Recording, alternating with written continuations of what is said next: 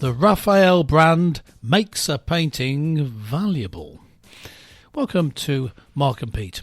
Here's a thought. A masterstroke. If you're not as good as a Renaissance artist, where your paintings will never sell, you could still be one of the smartest. And just sign them, Raphael. Yes, what is genuine and what isn't. You see, the thing here is that there are many artists throughout the world who have great technique, etc., but they don't have the brand name of Raphael. No, this is the Renaissance painter has come to the attention of many people because a mystery piece of work has recently been found to say undoubtedly is a Raphael painting. And this is going to go on public show for the first time in the United Kingdom. Yes, well, the teams of University of Nottingham and the University of Bradford have used facial recognition technology to examine the painting known as Brécy Tondo. Now, they have found that the faces, ironically, are identical to those in a Raphael altarpiece in Italy.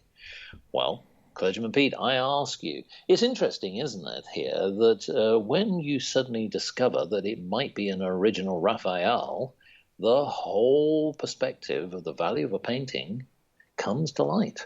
Yeah, it's strange, isn't it? Because it's the same picture. It's not changed what it looks like.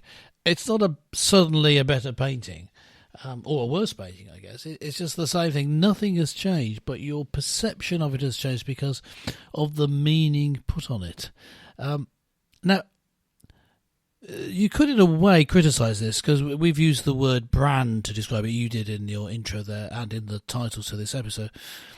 And branding can make you think of something perhaps with a little less kudos to it. You know, like, for example, you have a pair of jeans and they're just a pair of blue jeans, but you put a well-known brand name, say Levi's or Wrangler on the back, and suddenly they cost more. That sort of branding, and indeed, and yet the jeans are still the same.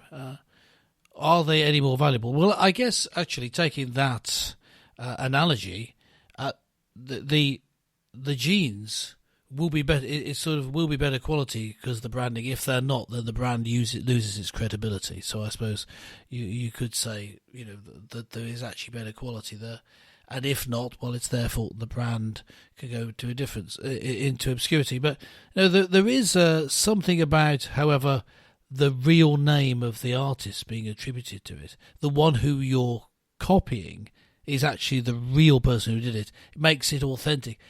It's more than a brand. It's more than a brand. It gives it a sense of reality. It is the real thing. It's not artificial. Even if one done by modern artists was even better, it's not the point. If it's inauthentic, it's not the same. So it's almost like it's not the quality that what people want. It's authenticity. If you just bear with me, man, I've got another analogy which some might find a little bit sacrilegious. So that fits in right away with what we like to do on Mark and Pete. So let's go for this. Regular listeners will know that my work is as a clergyman. I work as a priest to the Church of England, and one of the jobs that I would do regularly, privileged to do, is to lead a communion or Eucharist or Mass service, you might call it, all the different names for the same thing, in which you have bread and wine. The bread and wine become to us the body and blood of Jesus because we give a different meaning for it. You could put it another way, we brand it differently. It changes because of the meaning we give to it, and that changes everything. It becomes a worship experience rather than a bit of nosh. And so I think something real does change if you know it's authentic. It's yes. Weird. It seems, because we use the word brand, that it's something that is actually a little bit demeaning. But actually, no. It's a question of integrity. Is this the real thing or not? And if it is, it's worth more. Well, indeed, and we'll talk about the commercial value in a minute, but let's get back to the point here, because the Brécy Tondo, which sits in a collection, was set up by a Cheshire businessman, George Lester Winward. Now, the point behind this is that it was thought by many experts just simply to have been a Victorian copy. Very good, certainly matching the standard of Raphael at the time. But the point being is, because many people thought it was not, that actually it wasn't really displayed in public at all. But Yes. the fact is that upon further investigation, that it does seem to have a resemblance to Raphael's Sistine Madonna. Yeah. Now, I'm going to come on to the actual picture itself, because typically many people will be familiar with the work of Raphael, technique, very, very superior to a lot of artists at the time.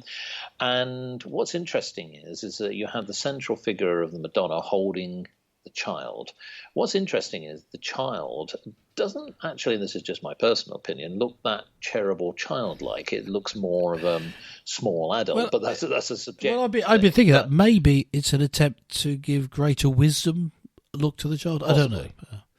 But here's the thing. Because now we know that from some of the studies that have been done using facial recognition, artificial intelligence technology basically, it does seem as though from analysis, not just of the composition of the picture and the started to now do analysis of the pigments within the actual painting itself, which from carbon dating does seem to be authentic to the time.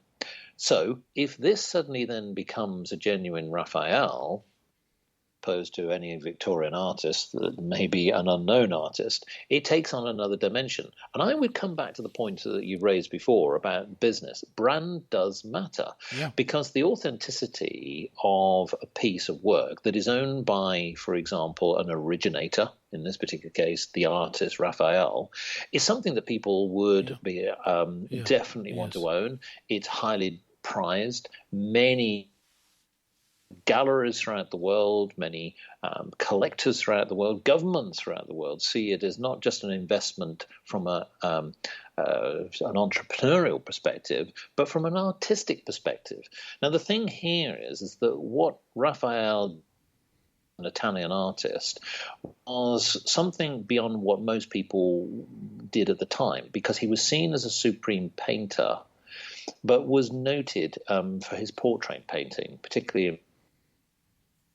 And when you think about the survival of his paintings, and many of these great Renaissance artists, as we know, Michelangelo and Leonardo da Vinci, all great artists, but Raphael, look at his technique, is probably certainly comparable, but many people would argue is actually superior in the way that he's brought life to the paintings. He's brought a composition to the paintings, which is different to others. That's, of course, open to debate.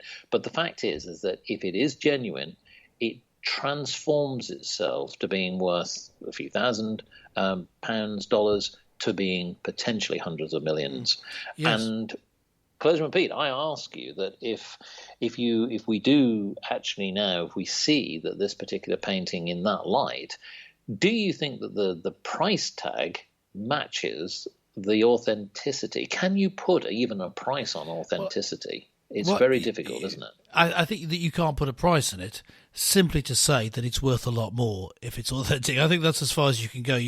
The actual price, of course, depends on the market. You know, people who want to own it, want to have it in their collection. How much are they willing to pay? Which is where the price comes from. I think it might be worth mentioning that it's been questioned that it's authentic, and reporting in a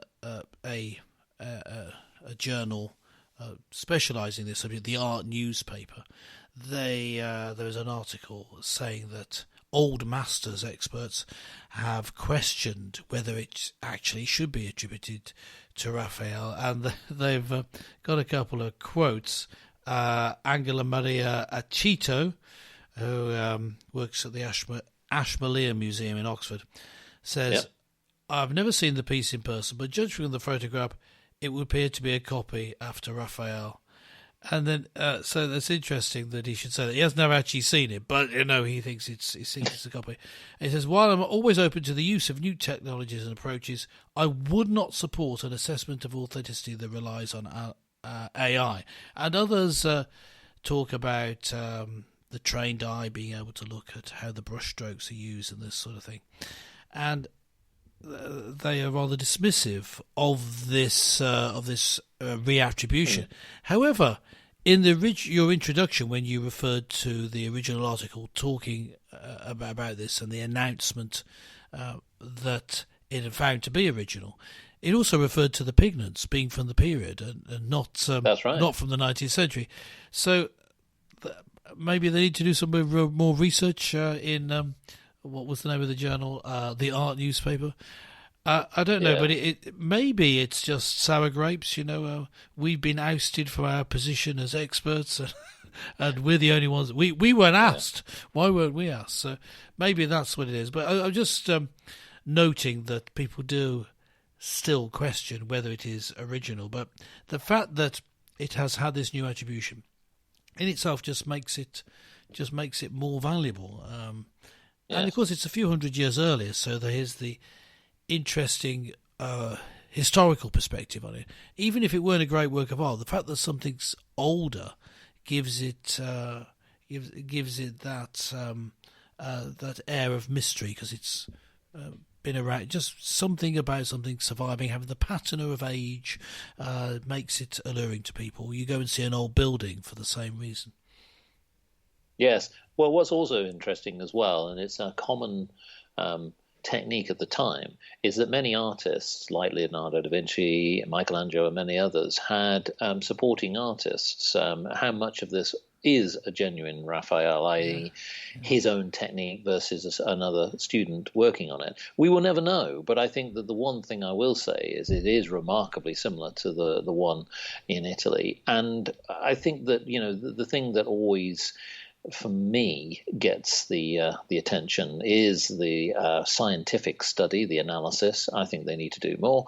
But I do agree to your point, is the trained eye of technique. Some things that artificial intelligence can't do is to go beyond the depth of the canvas. Yes. Yeah, sure. Meaning that, when science